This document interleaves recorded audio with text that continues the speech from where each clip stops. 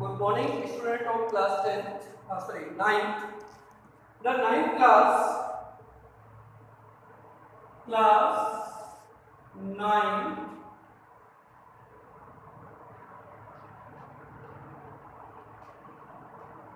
exercise 4.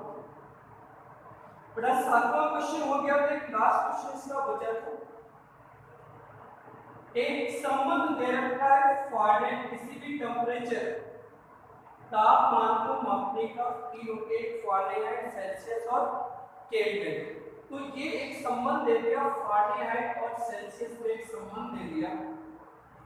अब इसके क्या, इसके लिए ग्राफ बनाइए जहां x एक्सिस को आप फारेनहाइट, x एक्सिस को सेल्सियस और y एक्सिस को फारेनहाइट पहले के पार्ट में। तो कोई दिक्कत नहीं, ग्राफ के लिए टेबल चाहिए, पहले पार्ट में ग्राफ बनाइए, ग्राफ बना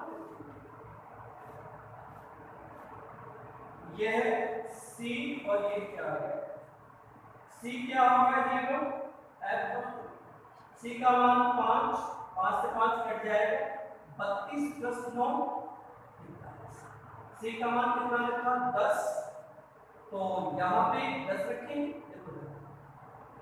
c का मान रखा 0, f आ गया 0 प्लस 32, c का मान रखा 5, f का मान 9 बटे 5 इंटू 5 प्लस 5 से 5 क्या हो गया, कैंसिल, क्या आ गया, c का मान क्या रखा, तो 9 बटे 5 इंटू 10 प्लस, तो ये क्या आ गया, काट दिया 10, क्या आ गया 18 प्लस 25 यानी कि क्या हो गया 50, ये क्या हो गया 50। ठीक है, ओके। अब इसके लिए ग्राफ जब बनाते हैं तो समझना जरा, ये है x एक्सिस, y और हमने लिया एक कॉलम का मान क्या माना 10, तो छोटे एक छोटे जो पतली लाइन होती है उसकी वैल्यू 1, 10, 20, 30, यहाँ पर लिखेंगे 10, 20, क्या आ गया -10 -10, ये क्या आ गया 10, 20, 30, 40 और क्या होगा x पे 0, y पे 32, 32, तो ये हो गया, दो छोटे कॉलम ऊपर बजाओ 0 और 32, x पे 5 ये आएगा, 5 पे कितना 41, ये 40 और 40 से एक कॉलम पर बढ़ेगी 41, 10, 10 में 50, ये 50 हो गया, 10, 10 और ये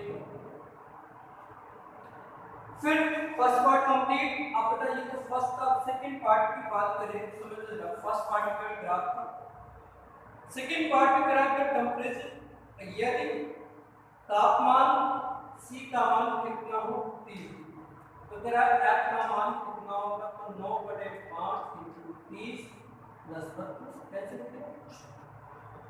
कितना हो गया 54 प्लस 32, 6 कितना हो गया 86।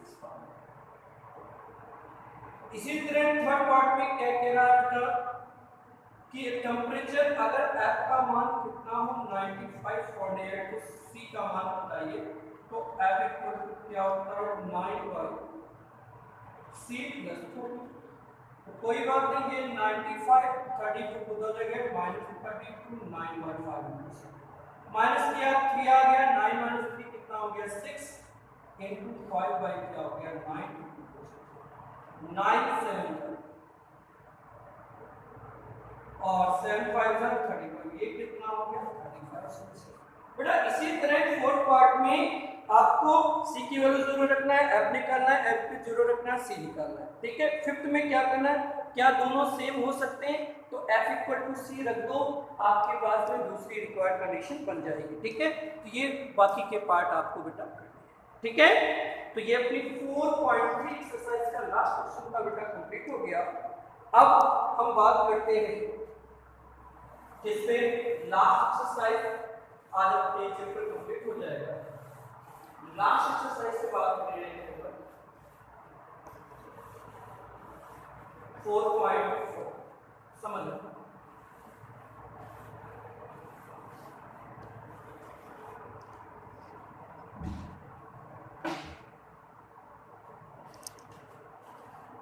बड़ा देखिए जरा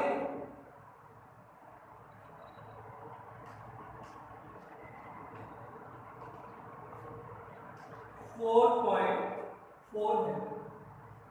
पहला क्वेश्चन है, आपसे कह रहा है y=3 को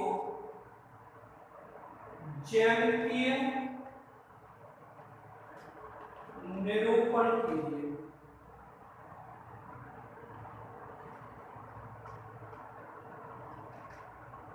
उसमें दो चीजें हैं।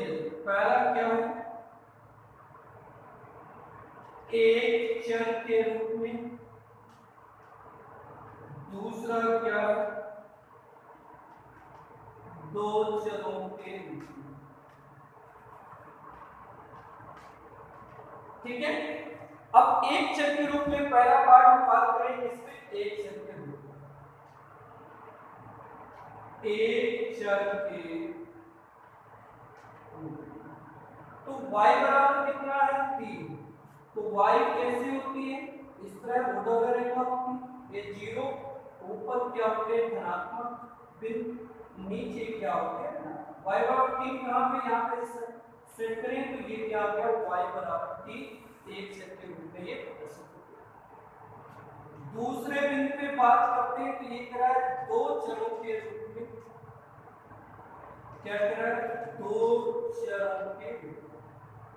अब दो चरों के रूप में है तो y बराबर 3 है, क्या लिखोगे 0x प्लस y का मान कितना हो गया 3, y का मान आ गया 0 माइनस 2x।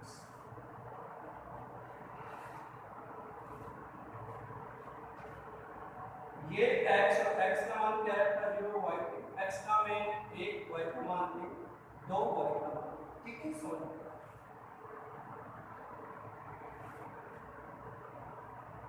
अब यहाँ पे क्या रखो, एक कॉलम का मान आप क्या रखो, या क्या 1 2 3 4, 1 2 3 और क्या x पे 0, y पे मान 3, 1 पे भी 3, 2 पे भी 3, तो एक रेखा बन गई जो किसके समांतर होगी एक्सिस। तो ये तो एक चर के रूप में हो गया, ये मतलब दो चरों के रूप में हो गया। ठीक है, तो ये आपका 4.4 का एक पहला क्वेश्चन था। दो ही क्वेश्चन है, एक क्वेश्चन और बताते हैं, इसके बाद में ये चैप्टर अपना हो जाएगा कंप्लीट। और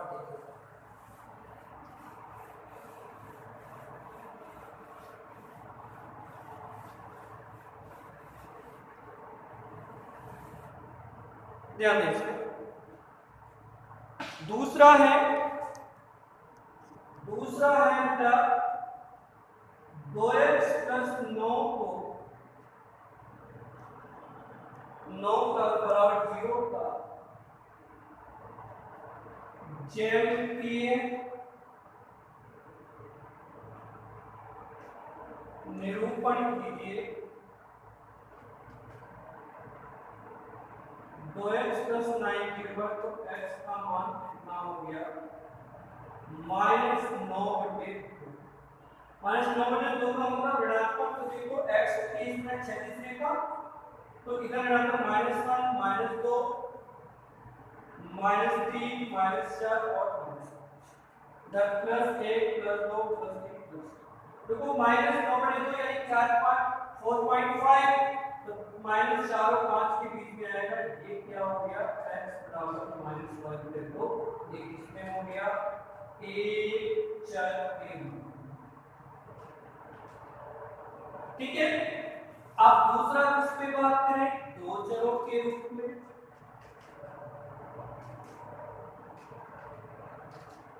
तो दो चरों के रूप में क्या था 2x प्लस 9 बराबर 0, क्या लिखें 2x प्लस 0y प्लस 9 बराबर 0। तो हम क्या लिखेंगे 2x का मान -9 माइनस 0y, तो x का मान माइनस 9 माइनस 0y बटे 2। अब टेबल बना देते हैं इसके लिए। दो चरों का मतलब उसमें दोनों x और y दोनों एक्सिस स्टूडेंट्स हैं। y का मान 0, ये 9 बटे 2, 1 ये 9 बटे 2, 2 ये क्या है माइनस। ठीक है, तो आपको क्या करना है, इस तरह ये क्या है 1 2 3 minus 1 minus 2 minus 3 minus 4 1 2 1 minus 1 2। देखो माइनस 9 बटे 2 ये आ गया, फिर 0 माइनस 9 बटे 2 पे 1 ये आ गया, 2 ये आ गया, ये ऐसे बढ़ता रहेगा। एक रेखा बन गई जो y एक्सिस के समांतर होगी। ये थी x और x डैश, ये y और ये एक चर के रूप में आ गया, ये बेटा दो चर के रूप में आ गया। ठीक है, तो इस तरह चैप्टर नंबर 4 बेटा अपना कंप्लीट हो गया। Students of class 10 fourth complete हो गया। फिफ्थ बेटा यूक्लिड एल्गोरिथम में हो सकता है ये सिलेबस से हट गया है, तो फिफ्थ अभी नहीं करवाएंगे हम। फोर्थ के बाद में अगले चैप्टर कौन सा करवाएंगे आपको बेटा, 6 चैप्टर करवाएंगे। ठीक है, सो स्टूडेंट्स हम 6 चैप्टर पे बात करेंगे नेक्स्ट डे और नेक्स्ट क्लास। ओके, ये आपका चैप्टर नंबर 4 कंप्लीट हो गया, बाकी हम नेक्स्ट क्लास में बात करेंगे। Thank you so much.